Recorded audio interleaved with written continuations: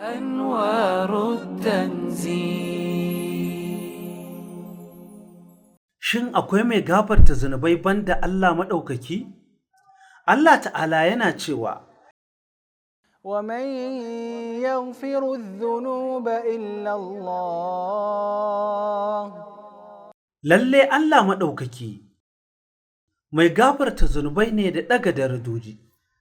Allah ta'ala ya faɗa cikin hadisul ƙudisi, ya kai ɗan Adam, matukar ka kira ni, ka nemi gafarata, na gafarta maka abin da ka aikata ba ruwana da kai.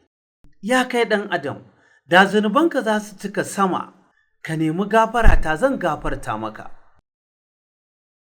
Wanda ya kusanci Allah da taku ɗaya, Allah zai kusance shi fiye da haka.